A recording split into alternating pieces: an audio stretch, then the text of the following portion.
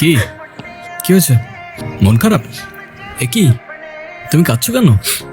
আমি কাঁদলে আপনার কি? আপনি আমার মায়ের নাম্বার চেয়েছিলেন না, নেন, যা খুশি বলেন, ভিডিও দেখান, যা ইচ্ছা করেন। হ্যাঁ রে বল। হ্যালো আন্টি, আসসালামু আলাইকুম। ওয়ালাইকুম সালাম।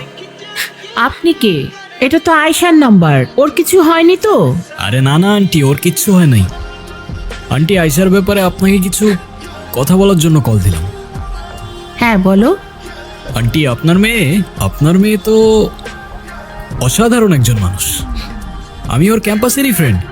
ক্যাম্পাসের সব টিচাররাই ওকে অনেক ভালোবাসে। ক্যাম্পাসে ওর মতো আরেকটা মেয়েও নেই। তাই ভাবলাম, যে মেয়ে এত ভালো, তার মা না যেন কত ভালো মনের মানুষ। তাই ওকে বললাম আপনার সাথে একটু কথা বলার সুযোগ করে দিতে।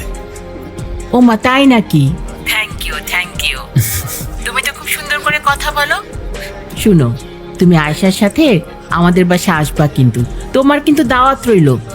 ঠিক আছে আন্টি, আসবো ইনশাল্লাহ। কথা বলো। হ্যাঁ মা। হ্যাঁ রে। ছেলেটা কে? দেখতে কি অনেক সুন্দর, হ্যান্ডসাম নাকি খুব? কি মা, তুমি আমার কি শুরু করলা?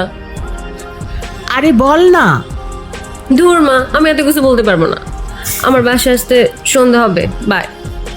আপনি আমার মাকে কিছু বললেন না কেন? সে তো আমি এমনিও বলতাম না। তুমি তো লিটারেলি কান্না করছিলে। আমি তো নিজেও বুঝতে পারিনি তুমি এতটা ভয় পেয়ে যাবে।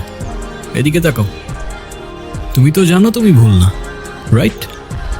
রাইট। তো তুমি নিজে যখন জানো তুমি রাইট, তোমায় যে যতই ব্ল্যাকমেল করুক না কেন, দুনিয়ার কাউকে তোমার ভয় করার প্রয়োজন নেই।